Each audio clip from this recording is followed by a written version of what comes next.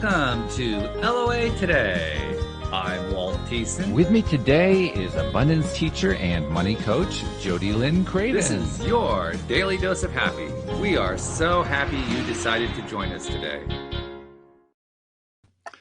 JodieLynn, I was just thinking, I was never really one who was into children's television because most of the stuff that became very popular came along after I had grown up, so it was never really a thing for me. But I have some awareness. I think it was either Sesame Street or the Muppets. I can't remember which one. They had a few certain themes that would happen on a regular basis. And one of them was, what's the word of the day?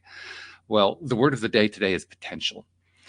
And the reason, there are a couple of reasons why I say that. First, it ties into our guest, who I'll get to in just a moment. But secondly, it also ties into a lot of things going on in my life right now. I was sharing a few of them with you before we got started. Things going on with my business. There's the new project that you helped me with, where I have my crew of Filipinos I'm going to be bringing on to do with this positivity project. There's a great deal of potential in that. I made an appearance on David Strickle's show. David has his own podcast, The Stream of David, and I made an appearance on his show yesterday. And cool. Had the last half hour, I got to do an interview with the Stream, a live interview, which was a lot. I always enjoy it when I get to do that.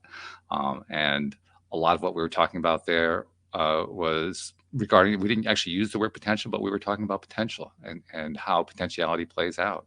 So that's why I think potential is the word of the day. I love it. Is potential something that's been part of your life lately? Because usually when we bring up a topic, there's like tie-ins everywhere. Yeah. Oh my gosh. Yes. This moment is pregnant with potential and I feel it. Yeah. My life is pregnant with potential. There's so many things that are like here and I see them and more coming. So I agree. It's like the word of the week or the month or my lifetime. So maybe I understated it a little bit. It's not just the word of the day. It's the word of the week, perhaps of the month. Yeah, absolutely. Okay. Mm-hmm. That's fair. I like that. So let's learn more about it because we have an expert about potential joining us on the program today. Her name is Kendra Bloom. And Kendra, first of all, welcome to the program. And tell us a little bit about, well, first of all, where you're from and a little bit about your background, but tell us also about where potential comes into your life, because I know it plays a fairly important role. Yeah, thanks.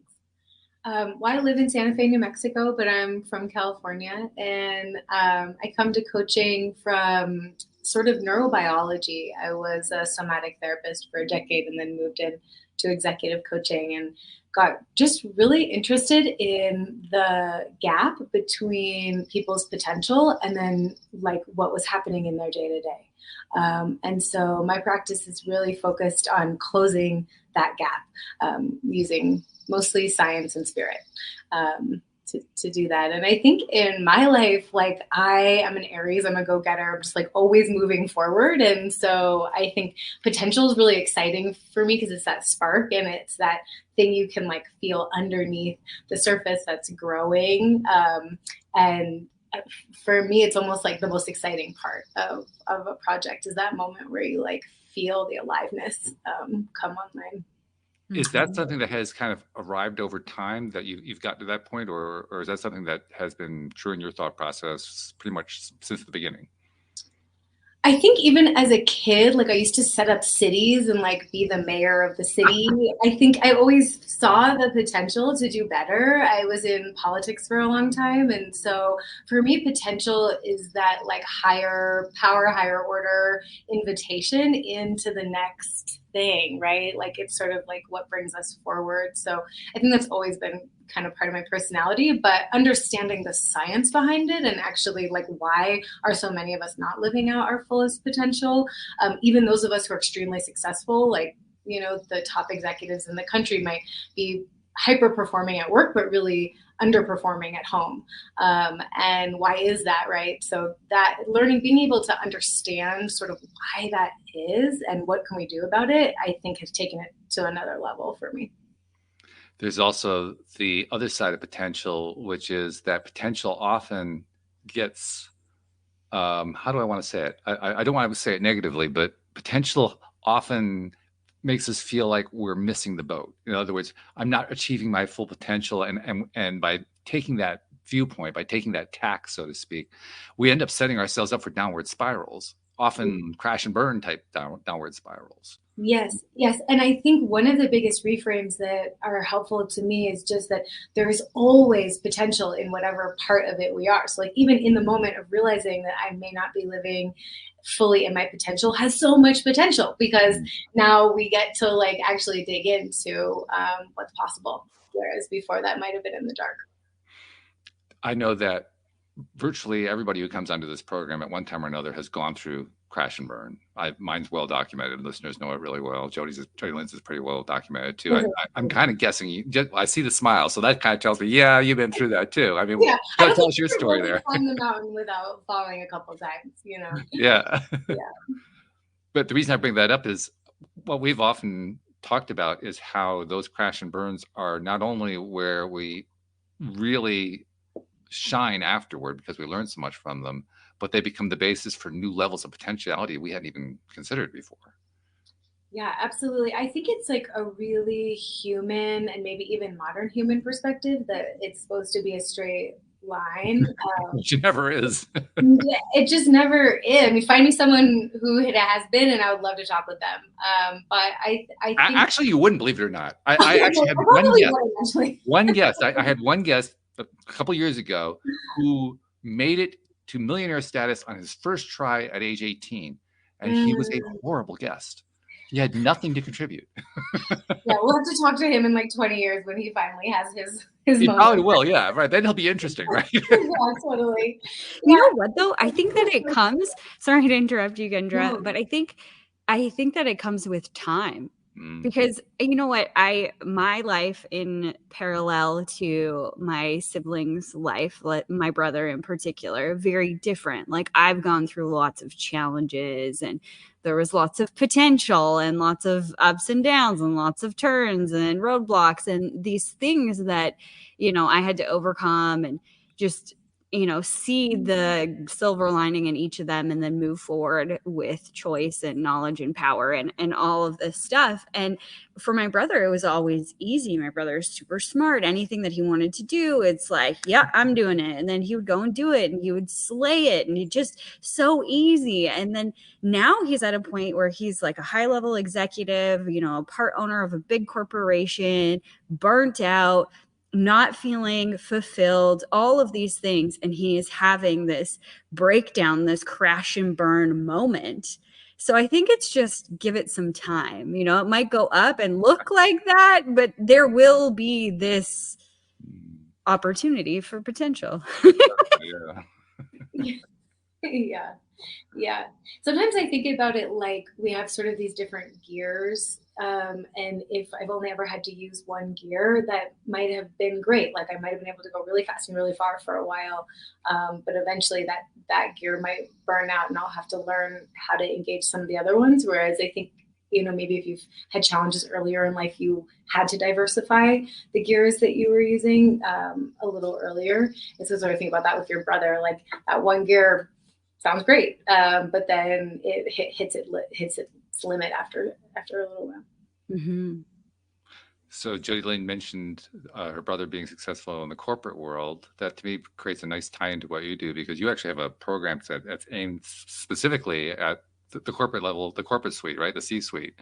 Tell us about that. I run a program called Beyond Potential, and it's for both individual executives, but then also teams or partners. And it's really an invitation to think about leadership more holistically. So kind of feel better to do better, and understand the ways in which their neurobiology might be making their life either unenjoyable or less inspired or less successful than it can be, and how to, again, kind of close that gap and bring them up to where they want to be, whether that's at home or at work, or with each other.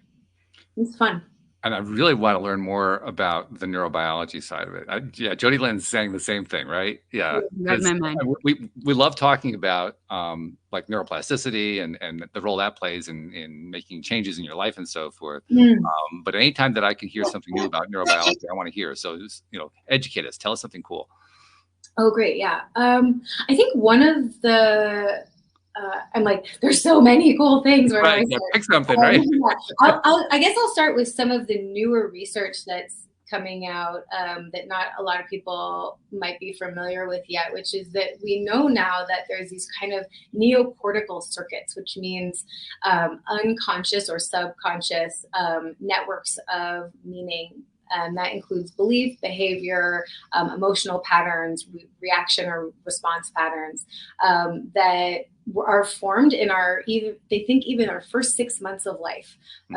It can be up to 3 years, 7 years, or 13. The research is still sort of forming, but we know in that first 6 months, first 3 years, they're really quite developed at some point. And so what I think is really neat is pairing that with some of the new energy medicine research, which shows that just our focus and our attention has such a profound effect on cellular structure. And if we sort of take those two and put them together, we can understand, I think, what I consider the hidden superpower of humans, which is to direct our focus in a way that no other animals can. And so if we can start to bring our focus to those unconscious or subconscious patterns that have been running the show, we can actually create new neural circuits in our brain, which then create new feedback loops for our life. So we start actually unconsciously, I know you guys are into sort of the attraction, the law of attraction. We can actually unconsciously start to attract the opportunities and the interactions we want, as opposed to recreating the experiences that are mostly based in fear and negativity, because that's what those neocortical circuits use most to form. Sure, yeah. I was watching a special recently that focused in particularly on a study that was done by the Heart Math Institute. It essentially came to the conclusion that our neurology is capable of rewriting our DNA. Yes. When I heard and saw it, I said, whoa, that is so cool. Yeah, I mean, it really turns on its head, I think, the way we have traditionally thought about things, that genes kind of encode our whole life. And now we know even that the things that we're exposed to, the environment, the choices that we make, and what has been made for us by our early environment, decide what genes express. Right. And so it's just I think it invites actually us to have more agency and responsibility over things that we used to feel were kind of out of our control, and then let go of control of some of the things that we used to think we could control. That when I think of the word potential, that's lately what I've thought about. I mean, the amount of potential that's built into that is, oh my God, that's off the charts potential. Yeah. Just even like that ability to change the structure of our body. You mean? Wow. Yeah. I mean, how many old dogmas does that kill off? Right. And also, I think it's sort of like the cyclical nature of wisdom, right? In the sense that we went pretty far from some of the ancient schools of thought, which have been suggesting this is true for a really long time, or intuitive schools of thought that have been saying this for a really long time. And now to say, okay, cool, at least we have science behind us to really make a case for why this should still be a modern dogma. So now I can understand, based just on what we talked about here, and there's a whole lot more that we haven't even touched on yet, why you would, first of all, create a program called Beyond Potential for your C-suite people. And secondly, why you'd be excited about it. But tell us from your perspective, what are you excited about? When you think about what you're creating for that program, but also when you're working with those individuals, what do you get most excited about? Oh, that's a great question. I think there's two layers. On an individual level, I just feel so excited about watching people transform. I think that's what brought me to the work. It's what keeps me in the work. And that spark, that aliveness that comes when people start to change or start to experience themselves in their lives in new ways. So I think that's the baseline of it. I think working with executives in particular has been really interesting and exciting because they are so high functioning. They've achieved so much success, right? I work with some of the biggest CEOs in the country, and they still get caught in the same kinds of traps and stuck places that all the rest of us do. And I think it's really humbling to understand that we're all just humans. And if we don't know how to speak the language of our nervous system, there's just a huge block in our lives, because it does control almost 98% of our daily behavior, perceptions, and choices, right? So this is like trying to run a ship with 2% of your crew. It's kind of a hard task, no matter how brilliant or strong you are. And so it's just amazing to watch them be able to change their lives, but then also influence their companies, which nowadays kind of has the biggest impact on how our country's running. I said I used to be in politics, so I have a real equity focus, and seeing people who are in charge of billions and billions of dollars or hundreds and hundreds of people be connected to their heart and be connected to each other, I think makes a big difference in how our world is being run. She just mentioned one of my favorite words, right, JodieLynn? Connection. Mm-hmm. Yeah, we talk about that one a lot too. You do. Yeah. I mean, sort of at the root of it all, in a way, whether it's connections between parts of our neurology that's never been connected, or each other, or concepts, or our own history. I would say that's a buzzword for me as well. I think it's becoming one. Another one that's becoming one in a big way. I've been seeing this a lot. I've been watching a lot of documentaries on, Netflix, Gaia, all that kind of stuff that delve deeply into these kinds of topics. I'm amazed. I'm really blown away by how many people who are scientists in all of the different scientific fields are all using the same wording to describe how they're dealing with the new information that's coming to them, the new things that are coming along their way.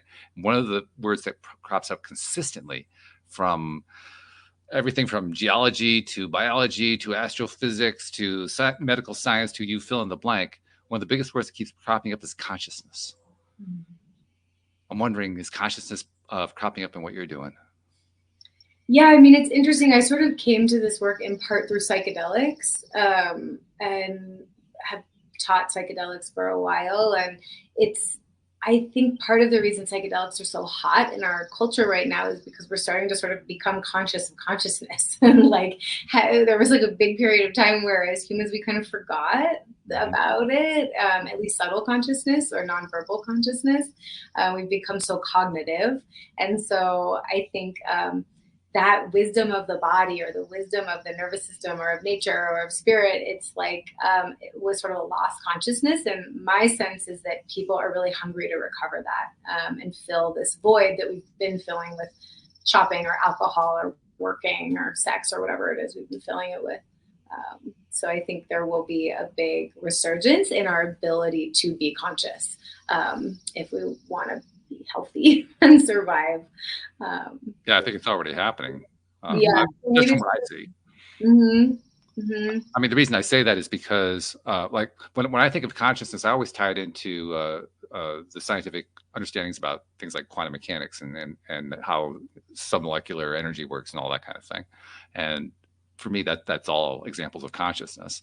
Now, I'm not saying that all of science has adopted that viewpoint, but because they can't explain anything the way they used to explain it, all their old models are falling apart. I think that's why they're going to consciousness, because they don't have a better explanation at this point. In fact, there was a really cool, really cool documentary I saw on CERN, the institute over in Switzerland that is exploring subatomic particles and quantum theories and so forth through their collider, their super collider, and I believe it was the Higgs boson particle. They were trying to identify that, and they actually created it instantaneously. By instantaneously, I mean for a split second, and then it disappeared.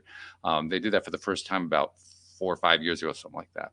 And I remember at the end of that particular special, they talked about how there are some 400 or 500 physicists, world-class physicists from around the world who at various times have contributed to the work at CERN. And they had all come up with their own theories about what was going to happen when they first discovered that particle, what the result was going to be, what data was going to come out of it, and so forth.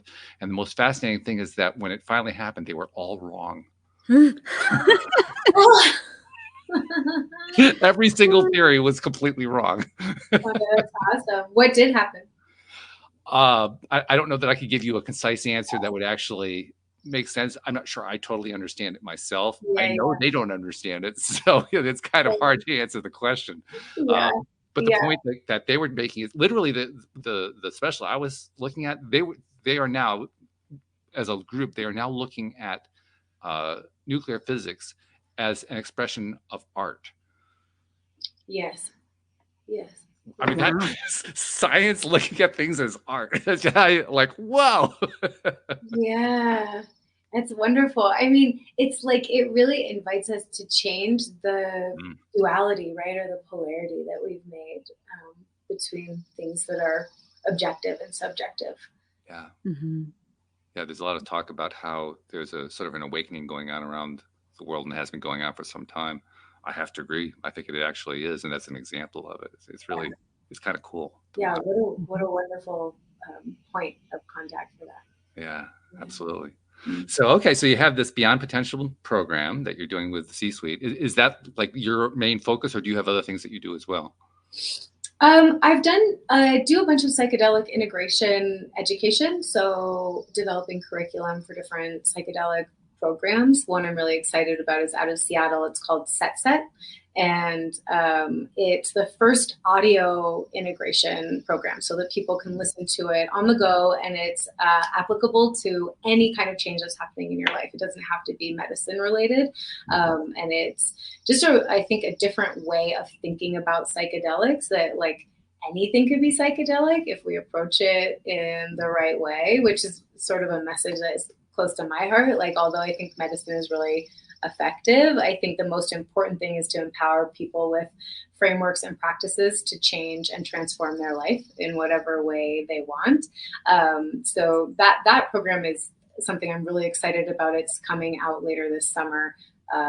But that's been a wonderful project. And I work with different people to create retreats and those kinds of things. And I think something I'm really excited about, you had sort of asked what I'm excited about. And I think moments of change are exciting to me. I recently worked with a group of 8 executives from all over the country who came to Santa Fe, and just to watch them over just 48 hours, the transformation that was possible just lit me up and is exciting. And I think for me, really hopeful, because I think a lot of people can feel really stuck because they don't have access to ideas of what to do or how to change. So like, give us an example. Tell a story out of school there. Like, give us an idea of what happened. I think two things were interesting for me. One was just to see there was only one female with the group, and I think she was actually able to like have emotion by the end of the couple days, and cry and feel herself and be connected. And that was so powerful because I think it really surprised her in a way, but was so beautiful. And to watch the group, instead of being kind of what you might expect their typical response to be, uncomfortable or judgmental, we're so welcoming and supportive. And so I think just seeing that change is really beautiful. I also like to make people do weird stuff in their bodies, because the nervous system just asks us to do weird things that are kind of out of our usual way. So I had a dance party with them at one point that was very structured and guided. And to see 8 folks who are normally very having to be very focused and very business oriented and very on task, just like shaking it to some EDM around a room was joyful. And I think I could just see their faces by the end of it. Like, there was more life in their eyes, there was more color in their face, there was more access to themselves. I think we can get so caught in the mundane of just like our to-do list and like what's next and the go, that to stop and be able to really feel yourself for a moment is unique. And I think makes the whole world better, even just if it didn't go any further than that. So. It's also kind of reassuring. I mean, if you've got these C-level executives getting in touch with themselves, that alone shakes up a lot of paradigms, because there are a lot of expectations and stereotypes about what they're like, right? And exactly. you just shook all that up.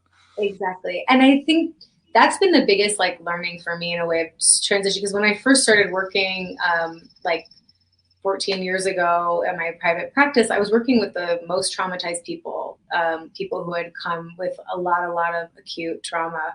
And this is a world away from that, but it's really no different. It's just people trying to come back to themselves and process whatever stands between them and, really being in touch with themselves. So I think it's been sort of a lovely experience to see that everyone just wants to feel alive and peaceful and connected, you know, at the end of the day, and can feel frustrated or scared if they don't know how to access that. Mm-hmm. I've been doing this show for almost 12 years. It'll be 12 years in September, and had a number of really wonderful co-hosts over the year, including JodieLynn. One of them was a gentleman named Dan Mangena, who is very successful. He has business coaching other people how to be millionaires, how to become millionaires, and so forth. And he circulates in high-level circles. He was invited to Richard Branson's private island and has been through that experience. And apparently Richard Branson is kind of pissed at him because my friend Dan keeps beating him at chess, and Richard is not liking that at all. But some of the stories that come out of Dan's, the last time I had Dan on the show was about 1.25 years ago, and he was telling some of the stories about what it was like to meet with all these people who they were all congregating at the island there to share ideas about what they can do from their perspective, from their position, because they've all been very successful people, what they can do to help make the world a better place. And to hear how all of their humanity comes out when they're just dealing with stuff like simple things like playing chess. You know, all the old paradigms go out the window when you hear stories like that. And it reminds you that, like you were saying earlier, we're all human. We all have the same human characteristics. And it really doesn't serve any of us to put the successful people up on a platform, on a pedestal. In fact, we actually kind of misread the whole thing. Totally. And actually, I think that chess example is so awesome. There's this concept that I think about a lot with my executives, which is success identification, right? That we become identified with our success. And it doesn't just apply to executives. Like, I think a lot of people are performance identified, or feel that they get value from how good their performance is, whatever they're performing at. You know, sometimes it's people pleasing, sometimes it's running a company. But what I love about that moment is you could just so see Richard Branson, how he got where he got, right? Like, he's not trying to lose ever. And in order to be so dedicated and so motivated something, we sort of have to have a survival link with it. Like, our nervous system has to believe on some level that it's essential for our survival to achieve this. And so it's just so, like you said, it's so human to see in that moment. It's like, of course, right? The last thing. In fact, if I remember correctly, I think Dan, correct me if I'm wrong, Dan, if you're tuning in, but I think what Dan told me was he was pretty sure that Richard had reached out to try to find somebody who was a grandmaster in the chess world to come teach him so he could beat Dan in the chess game. Right. And that sort of like illogical nature of things, in a way, to me, is always the window in to start looking at, like, okay, what are my patterns here, right? Like, if we start to go, that's interesting, like, why do I care about winning chess so much, right? Right. And maybe it's just a passion, and maybe, you know, we're pathologizing him, and it's actually just an interest, but it feels a little bit intense to be just that to me. So it's like, those for me are always those little yellow flags of saying, like, that's interesting. You know, what do I know if I dig a little deeper there? And that's where we sort of get to those neocortical circuits, right? Like, somewhere in me is wired this idea that, like, I can't lose, or else, you know, I die. In that context, do you ever, working with these high-level executives, do you ever get to this space where they're like, I see why I do that, but if I change, then I'm going to lose my, like, magic, my magical superpower? And then what then? Yes, thank you for asking that, JodieLynn. I think that is kind of like a central question for everybody I work with, but especially the executives, because maybe in their mind there's so much more riding on it, like they have, you know, hundreds of millions of dollars, or employees, or whatever it is, or their whole success, like, this is how they got to be successful. Yes. And I think there's a couple different ways that I think about it. The first is really to look at, okay, great, so that got you here. It's never going anywhere. You can always go back to that special sauce and to doing things in the way that you have done it. That's not going anywhere. Those grooves are deep enough in your brain that, like, you'll always be able to return to that island. But then to start asking, like, okay, well, what are the limitations of that success? And what does success mean now that you've gotten here? And I think that question is usually what really definitely opens the door to a willingness to change. And something I love about working with the nervous system is you actually get to feel something. It's not just concepts. So actually getting to feel like, okay, if I imagine my life where my value isn't reliant on getting everything 100% perfect and doing it all myself and being in control of everything, what does that feel like? Oh, I can breathe. I can slow down. I can feel connected to my partner. There starts to be an incentive that's actually even greater than that success, which I think is important, right? Because it gets them in touch with like, okay, well, I'm at the top, but I'm not very happy. And, I found myself there in my own life, like in my late 20s, I was at a really high level policy organization. I was like engaged to somebody. I was like, thought I had gotten everything I wanted. And I was miserable. I was just flat out soul crushing miserable, and had to like completely change my life and start asking like, what does success actually look like?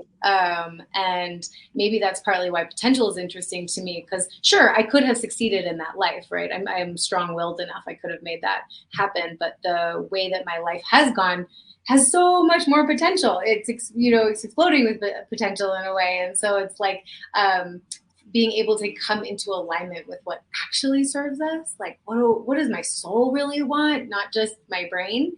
I think gets us sometimes willing to go in more uncomfortable directions. Does that answer your question? Yeah, absolutely. I'm just reminiscing on a conversation that I had with my brother actually this weekend, kind of about that, because we're very similar. And along the lines of what you were saying earlier, we pick up these, habits or subconscious patterns or whatever when we're kids. And obviously we had a very similar upbringing with the things that were going on around us, not exact, but when we were small, there was some alcoholism in our family and some mental health issues and stuff like that. And what I identified for myself was this like crazy need to know everything and control every single detail of everything. Like I was holding on so tightly to everything, to the fact that like I would go and do something like, say, I'm a horse person, my family are horse people. So I was going to go, do wagon rides with my dad. We're just out in the field, like nobody's coming, like it's just us. This is our time to like connect and hang out and just decompress. And like I would arrive and find out that he's not at the barn. The horses are gone. And he sends me a picture and he's with my brother. They've already hooked up. The wagon's already going and they've already been on a ride for 20 minutes. They're coming back to pick me up and like feeling like this anger inside. And I'm like, this is completely freaking irrational. Like this is great for me. I don't have to do any of the work of hooking up the horses. Like I literally just have to get into the wagon and go, but I'm so mad. Totally. And what I was explaining to him is like, it's a part of this deep-seated need that if I don't know what's going on, then I am unsafe. And it's completely driven by my nervous system. It doesn't make logical sense, but that came from a young age when there was a lot of things that I couldn't control. And he's a year older than me. So he was more aware of like the alcoholism that was going on and like, whatever the mental health issues, whereas I was so much younger, well, a year younger. But I just didn't get it because we were still really young. So I was explaining that and that the learning of just the awareness of I have this obsessive need to control things. And then that, equals safety in my mind and really unpacking that. Like, I don't have to know all of the details. I'm safe. It's okay. Like, it's not a big deal if things change. And like, our dad is very different in that way. He'll fly by the seat of his pants. Oh yeah, let's just do this or like whatever. Right. And me and my brother are like, no, we've got to be here at this time and this time. And so now that he's going through this hard time in his life where he's reevaluating all of these things, like I can see different times where I've started to unpack or I've unpacked these things in my life. And now he's starting to. But what he had said is like one of his greatest gifts is that he's able to take on all of these things and do them like proficiently, successfully, and whatever. And I said, yes, I feel like I was the same way. They would call me like the beast. Like I had beast mode, and I was very masculine and driven and like and like you can't stop me once I start. My brother's the same way. Like if I want it, I'm going to get it. But I was running myself into a place of adrenal fatigue, and I was miserable, and there was all of these things that were going on. This isn't the life that I wanted.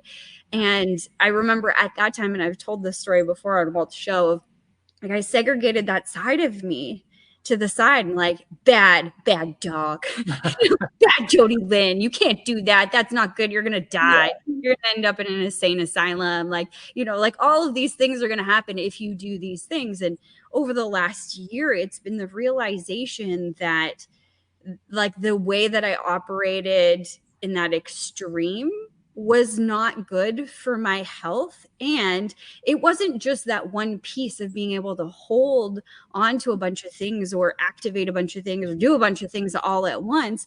It was that I would pile on more and more and more because I had no boundaries. I didn't know how to say no. I was people pleasing. I was bad at time management. There's all these things that played into this one construct. So it's like, I can still do this superpower, have this superpower, but I don't have to do it like I used to. I know, like, it's not bad. I can pull out the things that I'm good at. I can control or handle a lot of things all at once. That's good. It's amazing. I don't mind doing that. That's one of my superpowers. And I also know that I have to have a boundary in place of like, I can't say yes to everything and everyone at the same time. I have to, give myself space and that time. And it was just something that I was talking about. So I thought, I love your opinion on it. And I love what you said, because I think it comes up more often than we think of, like, if I change, I'm going to lose my superpower, whatever that was. Right. And actually, one of the things that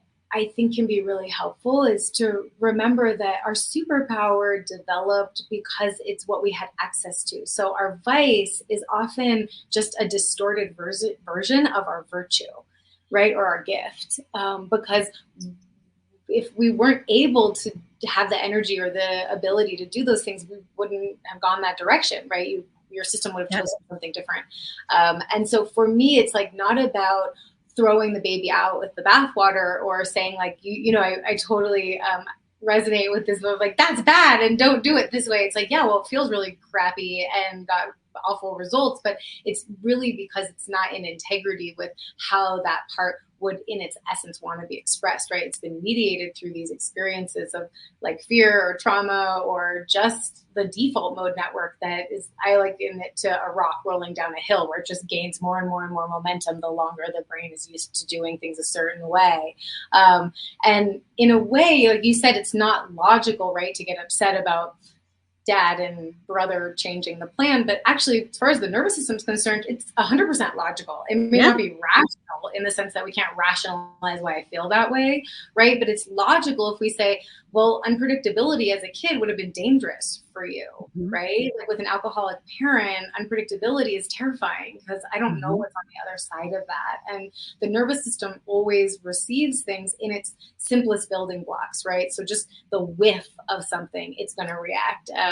There's like this really amazing story from a researcher, Lorimer Moseley, and he's a neuroscience researcher in Australia, and he got bit by a snake out in the outback and got like really, really ill, had to be taken to the hospital. But when he was rehabbing and years later was out walking again, he scraped his leg on a stick and his body went into basically the same reaction that it had when he got bit by a snake. Like he wasn't able to breathe. He, I think he got feverish, all these things, all these actual physiological symptoms.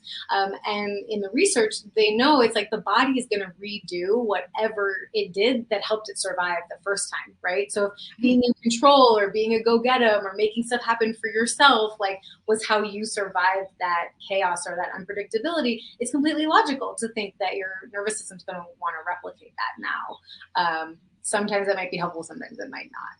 I think that's greatly helpful. It makes total sense. I love how you said that the unpredictability of that situation was dangerous. My nervous system is just trying to keep me alive. That's its job. So of course, any whiff of that. And I think it's beautiful. This is where the potential exists in knowing that. Exactly. That's where my potential triggers are going to be. That's where I can look and needle into those things like, okay, is it really, if the unknown is coming at me, and that's, usually where this triggers is if something is unknown. Like leaning into faith has been one of the hardest things in my life, and being led by like my intuition, by feeling good or anything, because that's all in the unknown of like what's going to happen next, which is completely opposite of where my nervous system like wants me to be. Like that is completely unsafe, or was unsafe for so long in my life. And I've started to repattern those things over the last decade. But it's interesting that different things will come up in different capacities and whatever. Like, are you sure we're over that? Well, and we're never really over it because those circuits never actually disappear. They just get like less myelinated, which means like less likely to be activated within the system. You can kind of imagine like water being poured down a snowy mountain. It's like that groove will get deeper where you keep pouring the water, but it's like frozen in time. So it's never totally going away, that remnant of the other one. And I think, there's just so much to say, but the potential, I think, of that moment where you realize like, oh, there's something about this that isn't efficient, the way that I'm overusing this one strategy. Like from a nervous system perspective, when we're in survival mode, we're using so much more of our energy, right? That adrenal fatigue that you mentioned, it's like we're burning really hot. And we also are not engaging most of our brain or most of our systems, like our endocrine system, our reproductive system, our digestive system. They all actually turn off when we're in survival mode. And so it's like you're trying to, build a house while fighting against the ocean. And so I imagine it of like, if I can stop fighting the ocean and just kind of like let myself be actually who I am, then I engage actually my whole brain, which includes my, cognitive functioning, my creative, my inspiration, but also I have the universe at my back instead of working against it, right? When I'm like trying to muscle through and do things only my way, as opposed to like feeling safe and being able to like be more receptive. But it's such a good for you for even just becoming aware and working through it. I think that's way more than most of us on the planet have going for us right now. Thank you. Maybe that's another one of them. Just work through everything. Yeah. And how do I not work when I'm working, actually, right? Like, it's like the way we do one thing is the way we kind of do everything neurologically. It's just like the light that we shine out is the light we shine on everything. And so it's like, even, that's one of the things I find myself saying a lot in session is like, what if this wasn't a problem? Like, what if we didn't have to work so hard and we could trust that like wherever you are, whatever is happening is actually great and perfect and totally on track. It's funny exactly what's talking supposed to about happen. this. Really funny that you're talking about this, especially when JodieLynn brought up the thing about how you needed to be in control. You had that control thing, right? And that when you didn't feel in control, it was a big deal. And that was true for me years ago. I actually had an experience today that reminded me that that was a thing that's no longer a thing, but it also reminded me how you still get tested by the universe. The universe still keeps throwing the stuff at you. And that's exactly what happened today. I have another business that it's a remnant of an older business that I've had for many years. I host some websites for various small businesses around the country. And one of the things that crops up occasionally is I'll get a call from a client who's having an email issue. The email isn't working again, one of those kinds of things. I had one of those today with a client. He calls me up and you could just tell from the tone of his voice, he was so frustrated, like that. Why does this keep happening? This is, it's like every time I'm having to call you far too often because I'm calling every 2 weeks and things like that. And in the back of my mind, I knew very likely that it had nothing to do with connection to my server. I knew there was something else going on. And what I guessed it was going to be is what it actually turned out to be. Not because I have any great psychic ability, but because that's what it often is. In this particular case, it was a case of software. It was Outlook, the email program. Outlook works great with other Microsoft products. It works great with Microsoft servers. It doesn't play nicely with anything else.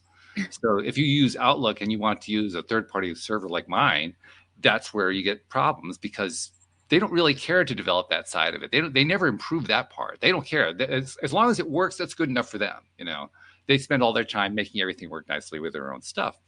Well, that creates frustrations for people like my client, because he thinks that the failure to connect is not the software. He thinks it's because the server itself is having an issue. So that's why he calls me up. So I've learned with him how to deal with it. I also have him install a second program. It's an open source program by Mozilla called Thunderbird. And so I asked him, okay, so is Thunderbird working? And he says, oh, I don't know. I never use Thunderbird. I said, oh, I know you don't use it, but let's use it as a check just to make sure. Is it the server or is it the software that's causing the problem? So he goes and looks, oh yeah, Thunderbird's working. So therefore we know you're connecting to the server just fine. It's just that the Outlook software isn't doing the job, as it so often doesn't do with third-party software, with third-party servers and so forth. And a lot of it has to do with caching issues. I won't even get into what all that's about, but it's because of the way Outlook's programmers have chosen to make the thing interact with others. He didn't like the answer.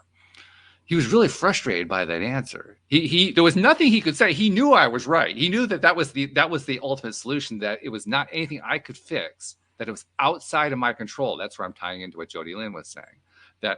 And there was a time years ago with this same client, I would have taken the opposite tack, like, oh my God, I got to do something. I got to be in control of this thing so I can take care of this client. And today I had taken the exact opposite view, like, Terry, I'm sorry. I mean, if I could control something there, I would, but I have no control over that. Mm-hmm. And he wasn't okay with that, and I was okay with that. Yeah. So for me, that was like how far I had come, and also how I still have the universe sending back to me, here's another chance to test you. Are you sure you're over that? Sounds like you did really well. Yeah, fortunately, in this case I did. I actually think, it's kind of cool that we landed here, because I often think of control and potential sort of like on a spectrum, because I think normally it is those places of control where we're like limiting our potential. And I just have to share this story. It's quick, but that I feel like is so fitting on this. I recently was buying some dresses online, and the dress that I really want was out of stock. And I was so bummed. Like, I don't know why I was very attached to this particular dress. I really wanted it for summer. And I thought about it a number of times after that happened. But I had decided to order these other two dresses because they were having a big sale. Fine. And then one of my dresses came and it was great. And the other one came and it was the one that was out of stock, not the one that I had ordered. But I was so focused on like what I had expected to get in my package that I was so mad, and like just started sending these emails to the company being like, you messed up, and da-da-da. And like mid reaction, I'm like, wait, hang on, this is a miracle. Like, what happened? Like, actually, I should be totally in awe and celebrating my manifestation ability and like just praising the universe for like this crazy thing. Because it's a huge website. Like, there's a million items that could have been mistakenly sent to me, right? Sure.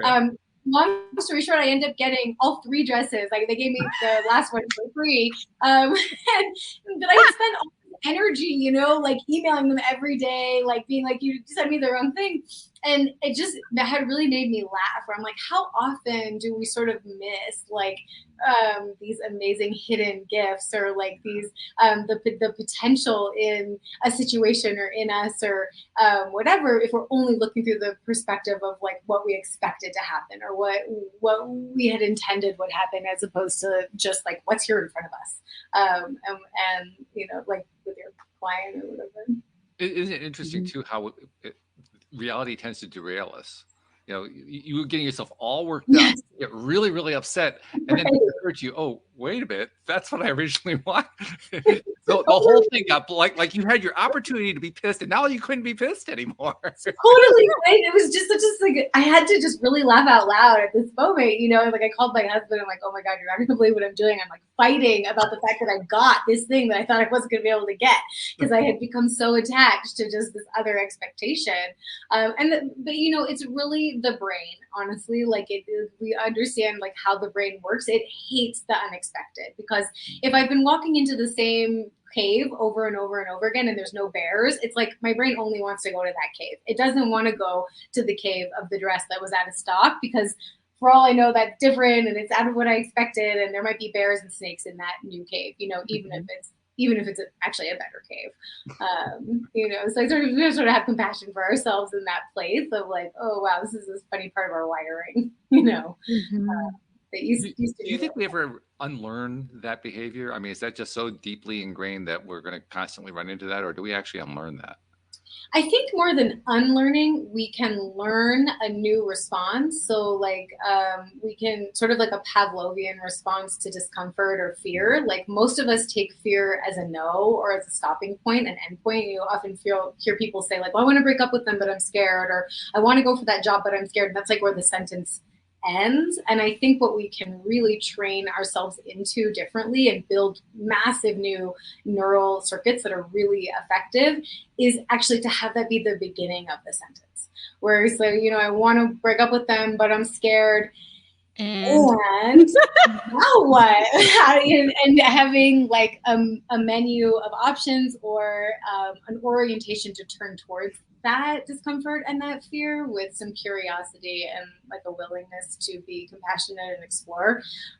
You know, I sort of, my two like cut across the board can help anything and everything is just kindness and awareness, right? Like if I can be kind to myself and I can be aware in increasing ways of just continuing to explore kindly, the alchemy of the system, I think sort of a gimme from the universe is that like actually the structures change, right? Like even those molecules in the colliders, like they can actually track now that they change with observance, right? Like the structures of molecules change just even by being looked at. And the same is true for our bodies and our patterns, right? So if we're willing to kind of just be with them, they do start to change. So I think that's I focus less on what are we taking away and more on what are we adding, because if we have stuff that we like better, we're more likely to choose it, and the other stuff kind of atrophies over time. Yeah, I love that you added particularly being kind to yourself, because that's one of the things we think about last. Which is so odd, because one of the things I remember learning in grad school that has just always really stayed with me is one of the things that is most troubling to a nervous system is feeling trapped with a hostile presence. Sure. So like, you know, feeling trapped. We become the hostile presence. Right? It's like, oh my God, we're trapped in this body. Like I for sure can't go away from it. And it's so hostile. And like, and so I'm just sort of like activating my nervous system, and then I'm getting more critical because my critic is how I try to deal with feeling uncomfortable. And so then like I'm feeling more and more activated. So this is like really vicious cycle that in a way, like the only thing that can stop it is kindness. And so, you know, a question that I ask myself constantly is just like, what would be the most loving thing in this moment, right? Like what is actually the most loving thing in this moment? Which isn't to say like, you know, I'm going to punish you for getting adrenal fatigue, which like I also had in my 30s for a similar pattern, and was really like down on myself and feeling so angry and hopeless and upset. And to really ask like, what is actually loving? Is it to punish myself for having this hard time? Probably not, you know, so, or being scared, right? I think that's partly why that's the end of the sentence, because we don't know what to do after we're being scared. You know, well, there's also the fact that we so rarely catch ourselves at it. So it's not like we have a lot of experience, first of all, at noticing it, and second of all, doing something about it. Yes. So talk about creating new neural pathways. We're trying to create neural pathways that didn't even exist. Right. Well, when it comes to kindness, they actually do exist, but they've never been activated.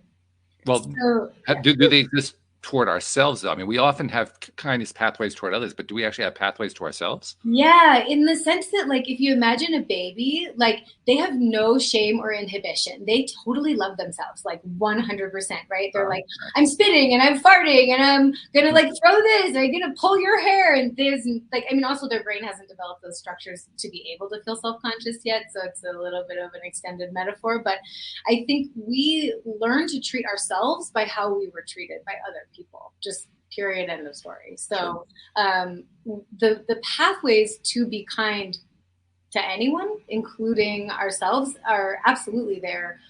Whether or not they are reinforced by our environment, right? By most of us, were sort of made to feel there were certain parts of us that were great and safe and accepted, and other parts that were not. And it's those places that we learn that it's not okay to be ourselves or to express ourselves fully, where we learn to, is kind of, I think, where we learn to be unkind, right? Because we have to limit ourselves. And that it's that core inhibition, what we call shame, that I think is that core unkindness to ourselves, but it's really an effort to try to keep us alive and part of the tribe, so that we don't, get kicked out on the jungle floor, which is worse, right, on some level. But we're not living in the jungle anymore, so there's not a lot of. Are you sure of that? Yeah. So, who knows what's happening next? But climate change. I guess we could all be living in the jungle. I'm in the high desert, so it's for sure not jungle-y here. Oh, okay, all right. Well, that's reassuring. So, but still, we still need each other, right? So it's like we do have to have social conventions, but maybe not to the degree that our nervous system has adopted from those early childhood experiences. Yeah. JodieLynn, it's amazing to me how we'll do these shows and we're an hour into it. We say, we need another hour. I know. Totally. And this is one of those topics that it's like you just scratch the surface and you're like inside a giant goodness.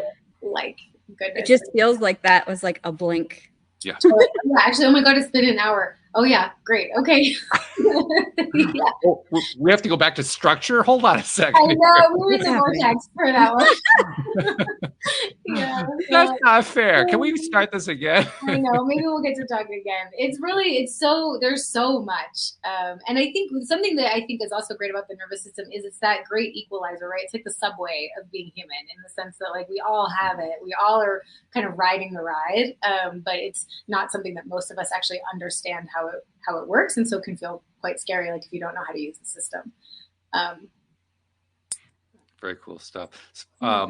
Let's do a couple things to wrap up, because we want to make sure we get these done before we finish the show today. First, for someone who's interested in exploring more about the Beyond Potential program, how do they find out more about that? The best way to connect with me is my website. It's Kendra, Kendra -Bloom.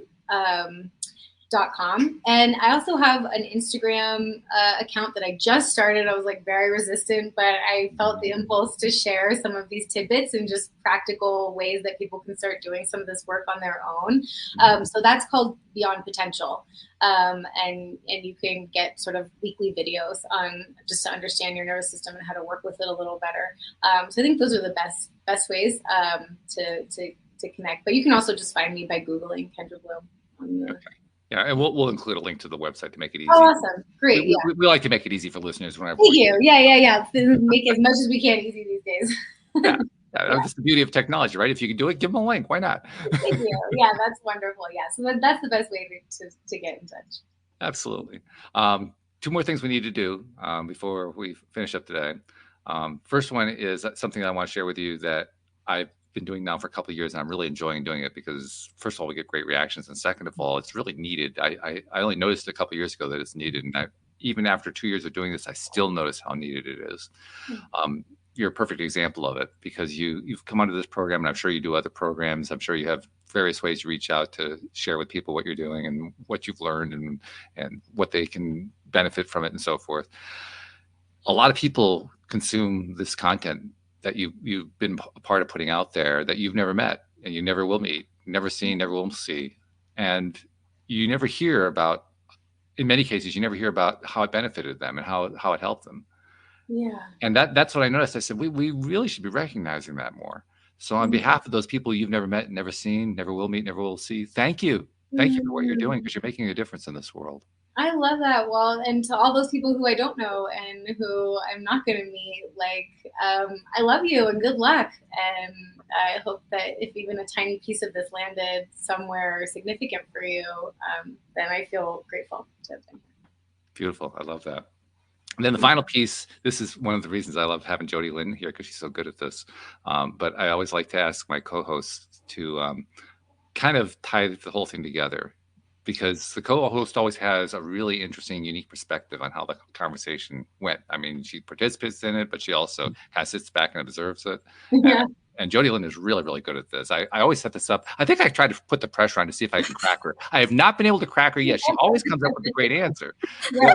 I figure if I find just the right answer, maybe the right angle, maybe I'll find some time where she says, I don't know what to say. I like that you're so committed to stumping her. Yeah, but so far I haven't done it. So I have a feeling I haven't done it today either, because I can just tell from the look on her face I haven't. So, oh well. But JodieLynn, tie it together. What are you thinking about today? Oh, man. Walt. No pressure. No pressure. My nervous system. Oh, man. I just thrive in situations such as this. Yes, you do. You really do. I really do. Oh, man.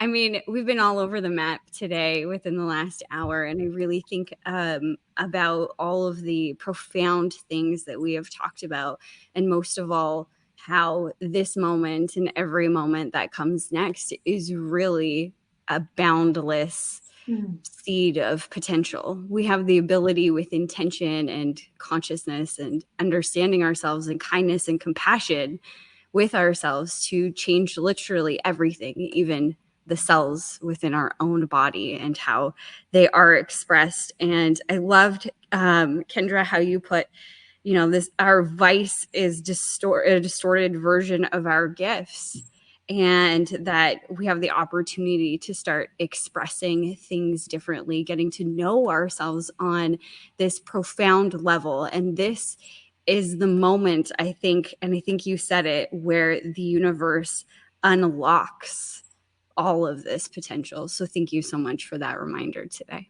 Yeah, what a great summary, JodieLynn. Thank you. Thank you. Yeah, it's been just there it goes, out of the park. Yeah, great, she did it. Yeah, no, it's been so lovely to speak with both of you this hour. Thanks so much for having me.